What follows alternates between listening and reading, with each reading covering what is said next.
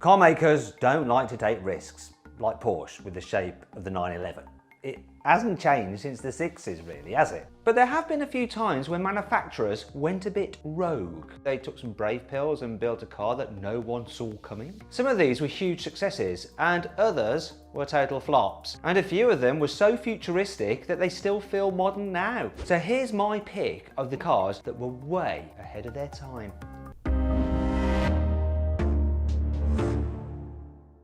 If you imagine an Aston Martin, you're probably thinking of a coupe with gorgeous curves, right? You know, like a DB11 or a Vantage. Well, how about this weird looking four-door wedge? It's the 1976 Aston Martin Lagonda, and with that design, it must have looked like it fell off the space station. But its crazy angular looks aren't the only reason it was ahead of its time. It got a huge digital instrument display inside, just like some of the huge touchscreens you get today, only without the touch bit, obviously. This tech never really worked properly though, surprise, surprise. And it was so new and expensive that Aston blew the budget when they were developing it. And not only by a couple of grand either. The whole Lagonda project went over budget by 400%. You're not going to be able to cover that overspend by finding some money down the back of your couch now, are you?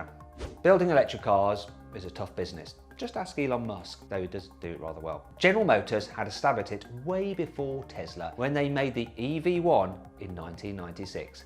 It had 140 horsepower and it could do 100 miles between charges, which isn't too far off some of the electric cars of today, like the Mini Electric and the Honda E. Unlike these cars though, the EV1 was super aerodynamic and had plastic body panels to reduce weight. It even had keyless ignition and air conditioning you could program to come on at the same time every day, just like in a brand new Tesla. But General Motors decided to repossess every EV1 in the late 90s, and it had most of them crushed. Why did they do that? Well, there are actually plenty of conspiracy theories out there about it, but I guess we'll never really know the truth. But what do you think happened? Let me know in the comments below. I'll read them, because I'm interested.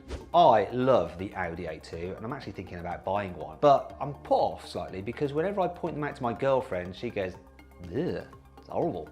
Now, part of the reason is because it looks a bit like a bar of soap on wheels. But its weird shape means that it's mega roomy inside. In fact, it's made almost completely out of aluminium as well, so it should never rust. And it comes in at just 830 kilograms, which is really quite light. This means that it's actually quite efficient, especially the diesel models. There's one version of the A2 which can do more than 90 miles per gallon. The problem the car faced when it was on sale was the fact that being built out of aluminium meant it was mega expensive to make. And Audi just couldn't build the A2 on a regular production line. It had to have its own special production line, and its weird looks meant it was never a big sales success. It's a shame really, because I think it's a brilliant car. Should I get one?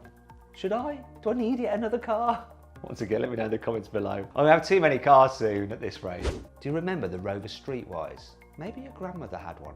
I remember when I worked on Auto Express magazine, we had one as a long-termer. No one really wanted to run it. It was actually a car that was pretty ahead of its time if you think about it. No one back then really had a thought of building a chunky off-roady hatchback when it first came out in 2003. So its unpainted bumpers and jacked up suspension looked a bit weird back then, but it actually inspired a whole bunch of brand new cars that follow the same pattern. Think about it. The Audi A1 City Carver, the Ford Fiesta Active, the Ford Focus Active, the Kia Exceed, and the Honda Jazz Crossstar.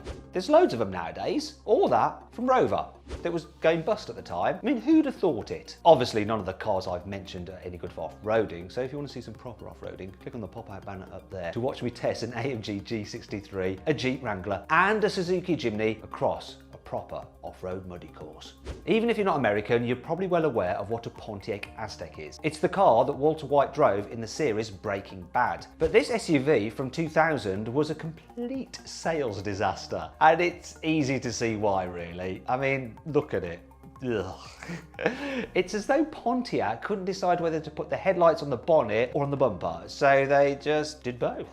It reminds me of some kind of demented Pokemon actually. But the Aztec was actually way ahead of its time. It was one of the first coupe SUVs ever made. Now if you don't believe me, check it out from the side. It really reminds me of a BMW X6. It was also full of lifestyle-y features, just like modern SUVs. You could fold the back seats down and shove in a blow-up mattress. I'm not sure what you'd be using that for. And you could get it with a built-in tent. Brilliant.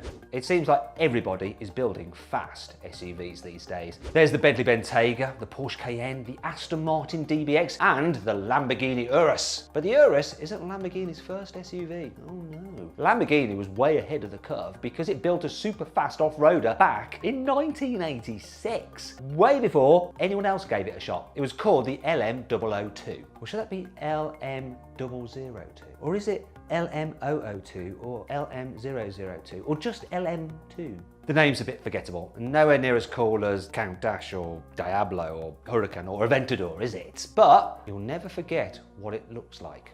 It's basically an armoured warehouse on wheels, and it was powered by a 5.2 litre V12 from the Countach. I think I said Countach wrong before. I said Countach. That's because I'm from the Midlands. We don't know how to pronounce car names properly, I'm sorry. If that wasn't enough for you, Lamborghini could even fit it with one of its 7.2 litre V12 powerboat engines instead. No wonder some people called it the Rambo Lambo. You've probably never heard of the Tucker Torpedo. No, not a trucker torpedo, that's something else. The Tucker Torpedo was a super advanced luxury car from back in the 1940s. Its official name was the Tucker 48, and it was packed with the kind of safety technology that wouldn't appear in other cars for years. It had a roll bar that went all the way around the car to protect you, and the steering mechanism was behind the front wheels so it didn't move backwards and impale you in a crash. The windscreen was made out of shatterproof glass and the dashboard was padded to protect your head, a bit like a really basic airbag. It never went into mass production though, so only 51 cars were ever made.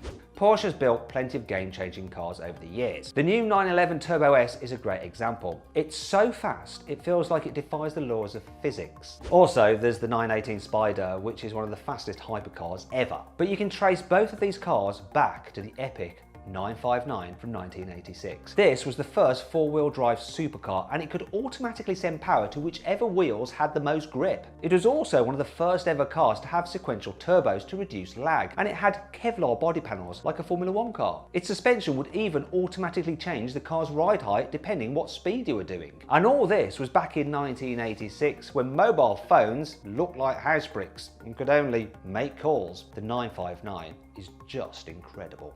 DS may well be a new French brand, but it comes from Citron DS, the first of which came out back in 1955. And back in the day, this car not only looked way ahead of its time, it was mechanically ahead of its time as well. It had so many cool features. The best was its clever hydro-pneumatic suspension. This meant it could keep itself level over rubbish roads covered in potholes. Citron also used these hydraulics to power the steering, the brakes, the clutch, and the gearbox. You barely had to do anything yourself, really. This meant it was super easy and very relaxing to drive. Even today, it's still one of the most comfortable cars I've ever driven. It's up there with the Rolls-Royce Phantom. Interestingly, Rolls-Royce actually used the Citroen suspension in some of its cars. If you enjoyed the video, please give it a like. Also, let me know of other videos you'd like to see in the comments below. If you click over there, you can watch some more videos, and if you click on that box there,